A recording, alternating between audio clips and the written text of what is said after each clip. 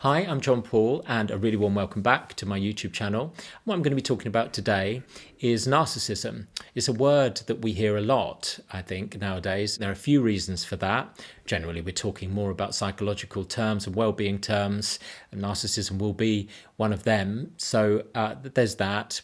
Also, I think people generally in Western culture, it's becoming more narcissistic as a culture, and I'll go on to explain and talk a bit more about what narcissism is in a minute, and also, really importantly, the consequences of having narcissistic traits turned up high and or being in relationship with somebody who has those traits turned up high. It has really adverse consequences for mental health, emotional well-being. So again, another really important reason why we're hearing a lot about it, and for very good reason, I think. So what I wanted to talk about in this video is two things. I want to focus on what narcissism is, and then look at if we do have those traits turned up high, if we think we've got those traits turned up high, what might we do about it to change it? Because as I say, the consequences of having that as in our lives, in our being, there's some really significant adverse consequences.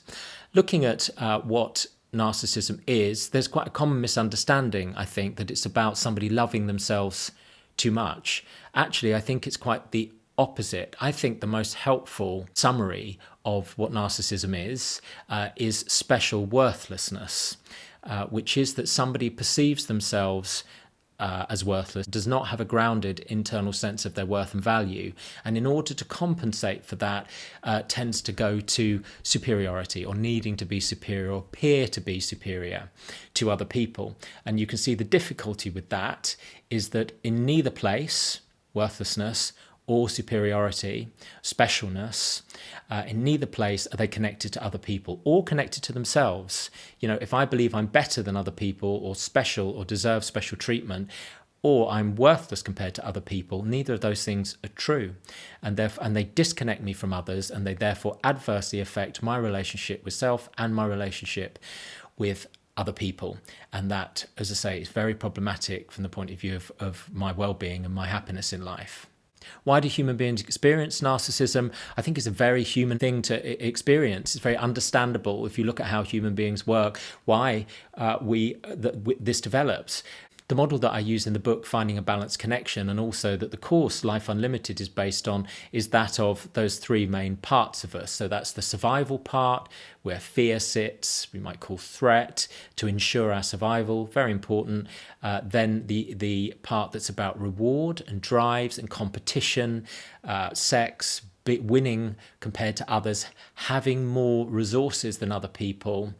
That's the reward part. And then there is the connection, love of self, love of others, affiliation, friendship, teamwork, collaboration. And unfortunately for human beings, we're wired to struggle in that our primary need and want is to survive. And survival is that place of fear and anger. So there's a tendency for that to dominate. And what I think the narcissistic position is that people are, because of they're dominated by that fear place, they have a sense of worthlessness, unfortunately, and they go to the next nearest place, which would be the reward drives, the winning competition part, to make themselves feel better. But the trouble with that part is it's about winning, it's about being better, about having more than. So you get people bouncing backwards and forwards between thinking very little of themselves and thinking they're better than other people. And in order to think something of themselves, needing to acquire more to other people and appear in a particular way to other people and be loved by other people and have more than. So I think it's very human to have narcissistic traits turned up high. As I say, the trouble with that is they will dominate those two, because there's evolutionary reasons why they do dominate, and they are absolutely at the expense of a connection with self and others, love of self and others, which is really the place where more energy needs to be in for human beings if we're going to lead that sort of meaningful, purposeful life.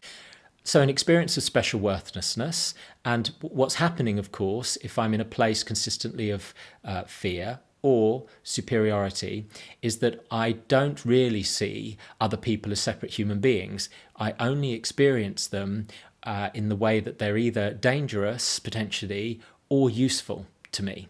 And I think that's the real difficulty with narcissism for relationships. I only see them in terms of myself. I only see, are they dangerous, are they not, or can they be useful to me? Can they fulfill my needs and desires, rather than what is their world like? Are they enjoying this? What's the impact of what I'm doing on them? There's no real awareness when somebody has those narcissistic traits turned up high, that other human beings are there having their own reality and their own experience of life. And of course, as I've already said, you can see the adverse consequences for that on relationship. I mean, there isn't really a relationship. If people are only there when I need them, and if I don't, when they're useful to me, and if they're not useful to me anymore, they're discarded, then there is no real relationship there. It's a very one-way relationship, and that's why being in a relationship with somebody who has those narcissistic traits turned up high can be very difficult. You know, if you're not with them, you're against them, you become threatening and problematic. And there's a lot of people out there who've experienced real wounds, emotional wounds, by being in a relationship with people, falling in love, attaching to people, where that's the experience. So based on that explanation, you can really see why it's unhelpful. And you can also see where I think the attention needs to go, our thought, feeling and behavioural energies, attention needs to go if we want to change these narcissistic traits and reduce them. Rather than put so much energy into fear, rather than put so much energy into the part that's about the reward and drives, it's to put more energy into that part which is about love of self and others. And that sort of brings me on to what we can do to turn those traits down and become less narcissistic, if you will. Again, you could write hundreds of books, lots of books have been written about how to manage narcissism. But the thing that I want to focus on here, in the context of growing this connection, is the word empathy. And again, it's a word that we're using a lot more nowadays. My understanding of empathy is that it's making the effort to understand what it's like to be in somebody else's shoes. And that isn't just from the point of view of what they might be thinking or what they might be doing that day. It's very particularly what it's like from a feeling point of view for them. How do they feel as they go through their day? Because you can see that in the sort of narcissistic position where those traits are up high, we are not thinking about other people's feelings or about what they're feeling about their day. We're not really thinking about what they feel about us and the impact of our behaviour on them, except to the extent that it might meet our needs if they like us or love us. A really helpful way through narcissism, a thing to focus on, is empathy. We will not be able to appreciate other people's felt experience of things if we don't appreciate our own. So the first thing to say here, if we're working on empathy, is actually empathy for self, is actually to look at, throughout my day, for example, what is my felt experience of things, to really increase this mind and body connection, body generally being where feelings are felt, emotions are felt. They will have been sacrificed, usually, emotions and feelings, if we are narcissistic. Most important thing is, as I say, either survival or to meet our needs and desires. So we're probably in situations or around people that don't actually feel that good, but just because we want to meet our desires or as I say, avoid danger. So what's often certainly the case with people where narcissistic traits are turned up high is this mind and body connection, this awareness of our own feelings, and therefore our capacity and ability to empathise with ourselves and to think, what's that like for me from a feeling point of view? If I do that, what would that be like for me from a feeling point of view? Would that be painful? Would there be loss experienced? Would that be exciting, disappointing?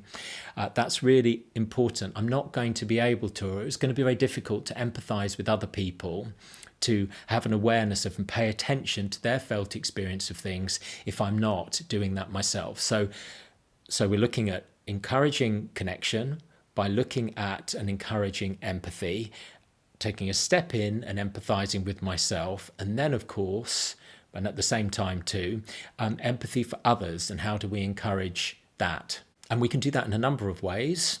We can, when we're talking to people, when we're in relationship with people, we can really be focusing and paying attention to what their felt experience is. So when they're talking about something that they're enjoying, notice what's happening to them physiologically. When they're talking about what they're talking about, do they seem excited? Are they getting sad about it? Do they seem annoyed? So really paying attention to other people's felt experience of the world. And this is not from the point of view of the extent to which it's going to meet my needs. It's not about me. It's separately treating them as a separate being, an awareness that they have a separate thought, feeling, behavioural experience of the world, and really trying to pay attention to it. But what we will also realise as we do that is the similarity between human beings, which will hopefully help us come away from any sense of superiority. Of course, we're unique and different to every other human being on the planet, but we also really share some similarities as far as how we feel about things, where we feel things in the body, the types of things that will make us feel a particular way. So there's paying attention while we're talking to other people to their felt experience.